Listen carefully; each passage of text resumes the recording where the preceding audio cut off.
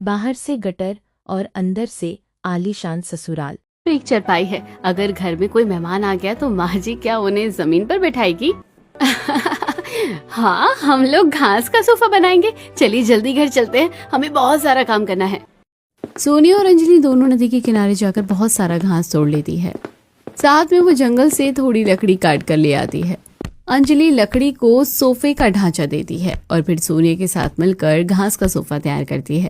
वाह, हमारा घास का सोफा बन गया है। ये कितना प्यारा लग रहा है और कितना कंफर्टेबल है। ऐसा सोफा तो किसी के पास भी नहीं होगा। तुम बिल्कुल सही कह रही हो। अभी भी थोड़ी लकड़ी और घास बची हुई है, तो हम लोग चेयर और टेबल भी बना लेते हैं। सोनिया और अंजलि मिलकर घास का सुंदर सा टेबल चेयर बनाती है। अंजलि बचे हुए घास की कालीन बनाती है, लेकिन उनका घास का सोफा सबसे सुंदर था, जिसे देखकर सरला भी उसकी तारीफ करने से खुद को रोक नहीं पाती है।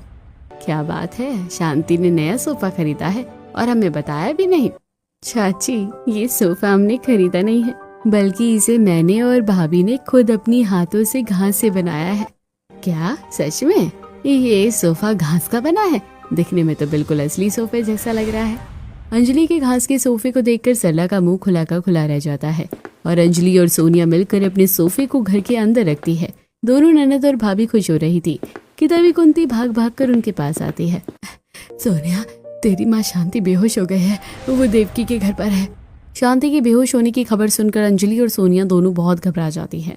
वो दोनों कुंती के साथ जल्दी जल्दी देवकी के घर पहुंचती हैं और शांति को सहारा देकर घर लेकर आती है और घास की चारपाई पर लिटाती है। भाभी माँ को क्या हो गया है? कुछ करो ना। अंजलि जल्दी से पंखा और कूलर चालू करती है। वो मटके से ठंडा पानी निकालकर शांति के चेहरे पर छिड़कती है और थोड़ा सा पानी सिर पर देती है।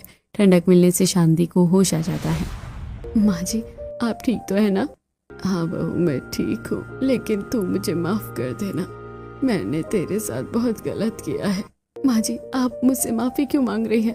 बहू, आज जब मैं देवकी के घर पर गई थी तो उसका घर भी हमारी तरह ही बहुत गर्म था। पूरी जमीन भभक रही थी और छत से लहरा रहा था। लग रहा था कि मैं किसी भट्टी में हूँ। उसी वजह से मुझे हीट स्ट्रोक हो गया। लेकिन बहू, तूने अपने घास के जुगाड़ को करके इस घर को ठंडा कर दिया, वरना पता नहीं मेरा क्या होता। यही चीज तो माँ, मैं आपको कब से समझा रही हूँ। हाँ सोनिया, मैं समझ गई। जेठ जी ने हमें धोखा दिया, हमसे हमारी हवेली छीन ली और ये झोपड़ी दे दी। पर इसमें अंजलि की कोई गलती नहीं थी, लेकिन फिर भी मैंने तुम पर बहुत गुस्सा किया। हो सके तो मुझे माफ कर देना बेटा। माँ जी, आप मुझसे माफी मत मांगिए। आप भी घर छीन जाने से परेशान थी, मैं समझती हूँ। अंजलि, तू बहुत समझदार है, अच्छी है। मैंने तुझे कभी कहा नहीं, लेकिन तेरे सारे के सारे जुगाड़ बहुत अच्छे हैं और तूने अपने घास के जुगाड़ से हमारे घर, बिस्तर और रसोई को कितना ठंडा कर दिया है। शाबाश मेरी बहू। माँ, ये सोफा तो देखो। अरे वाह, ये सोफा तो बड़ा अच्छा लग रहा है। जब बाहर से मेहमान गर्मी से परेशान होकर इसमें जाकर बैठेंगे तो उन्हें बहुत ठंडक मिलेगी। बहू, कमाल का जुगाड़ है। माँ, ये सिर्फ आपकी बहू का जुगाड़ नहीं है, बल्कि मैंने भी सोफा बनाने में उनकी मदद की थी, तो मेरी भी थोड़ी तारीफ करो।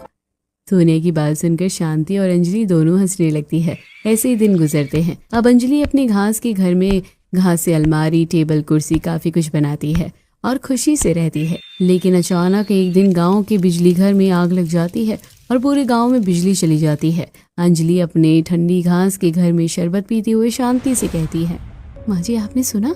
गांव के बिजली घर में आग लग गई है। पूरे गांव में बिजली नहीं है, सब गर्मी से परेशान हो रहे होंगे। बेचारे गांव वाले, बिजली चली जाने से तो उनकी हालत खराब हो गई होगी। हालत तो हमारी भी खराब हो जाती, लेकिन इस घास की वजह से बिना बिजली के भी हम लोग आराम से इस घर में रह रहे हैं। मुझे बहुत नींद आ रही है, मैं सोने जा रही हूँ। एक तरफ शांति अपने परिवार के साथ घास के ठंडे घर में अपने ठंडे बिस्तर में आराम से सो रही थी, तो वहीं हवेली में रघुवीर की नींद उड़ी हुई थी। हाय, इस गर्मी में तो मेरा दम घुट रहा है। अरे कोई मुझे बाहर निकालो इस भट्टी से। कावेरी, तुमने बिजली विभाग में बात की या नहीं? वो लोग कब आएंगे? रघुवीर की हवेली भट्टी की तरह तप रही थी। 3 दिनों से बिजली न होने की वजह से रघुवीर गर्मी से बहुत ज्यादा परेशान हो गया था। उसके सर से पसीना टपक रहा था। तभी कावेरी अपनी साड़ी के पल्लू से रघुवीर का पसीना पोंछते हुए कहती है, मैंने तो उनसे बात की है जी, लेकिन क्या? उन्होंने तो सही से कुछ बोला भी नहीं। पता नहीं कब आएंगे बिजली घर ठीक करने के लिए। हमारा घर गर्मी की वजह से बहुत तप रहा है। अगर आपको गर्मी लग रही है तो आप बाकी गांव वालों की तरह पेड़ की छांव में जाकर बैठिए, सभी लोग वहीं इकट्ठा होंगे। कावेरी की बात मानकर रघुवीर गांव के बरगद के पेड़ के नीचे बाकी गांव वालों के साथ जाकर बैठ जाता है। बरगद का पेड़ काफी हरा भरा था, इसलिए वहाँ छांव थी। अरे सूरज देवता, आज लगता है पुरानी दुश्मनी निकाल कर ही मानेंगे भाइयों। अरे बिल्कुल सही कह रहे हो रघुवीर। एक तो गांव में बिजली नहीं है, ऊपर से हवा भी नहीं चल रही है। पता नहीं भगवान किस जन्म का बदला ले रहे हैं। गांव वाले गर्मी से परेशान बिजली के बारे में बात कर रहे थे कि तभी जेठ जी, आप यहाँ? आपकी हवेली में बिजली नहीं है? क्या तुम मुझे ताना मार रही हो? जी नहीं, आप हमारे घर चलिए, वहाँ आपको आराम मिलेगा। अच्छा, तुम लोगों के तो खुद रहने की जगह नहीं है और तुम मुझे साथ ले जाने की बात कर रही हो।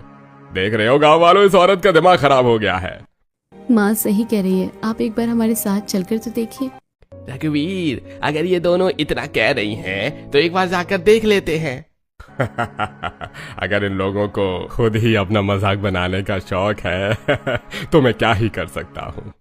रघुवीर अपने दोस्तों के साथ शांति के घर जाता है और उसका घास का ठंडा घर देखकर हैरान हो जाता है। शांति, इस चिलचिलाती गर्मी में तुम्हारा घर इतना ठंडा कैसे हो सकता है? मैंने तो तुम्हें...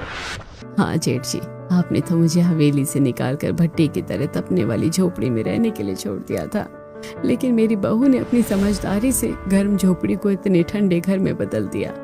अंजलि रघुवीर, हरिया और उसके दोस्त को अपने घास के सोफे पर बैठाती है। उनका घर काफी ठंडा था तो रघुवीर को भी काफी ठंडक मिलती है। अंजलि सभी के लिए अपने घड़े के ठंडे पानी से नींबू का शरबत बनाकर देती है। सभी शरबत पीते हैं। शरबत पीने के बाद, शांति, मुझे माफ कर दो। मुझे मेरी गलती का एहसास हो गया है। मैंने तुम लोगों के साथ बहुत गलत किया, लेकिन फिर भी तुम लोगों ने इस भीषण गर्मी में मुझे अपने ठंडे घर में बुलाया, ठंडा शरबत पिलाया। तुम लोग बहुत अच्छे हो। अब तुम लोग वापस उसी घर में चलो, हम लोग पहले की तरह साथ रहेंगे। नहीं नहीं जेठ जी, हम लोग अब इसी घर में बहुत खुश है। हम लोग कभी कभी मिलने आ जाएंगे सबसे। मुझे आपसे कोई शिकायत नहीं है। अगर आपको हवेली में गर्मी लगे तो आप अपने परिवार के साथ मेरे घर में आकर रह सकते हैं। शांति का बड़प्पन देखकर रघुवीर की आंखें शर्म से झुक जाती है। वो अपने दोस्तों के साथ वापस चला जाता है। कुछ दिनों बाद गांव में बिजली विभाग से लोग आकर बिजली घर को ठीक कर देते हैं। गांव में बिजली आ गई थी और अंजलि अपने परिवार वालों के साथ अपने घास के घर में घास से छोटे मोटे जुगाड़ करके खुशी खुशी रहने लगती है।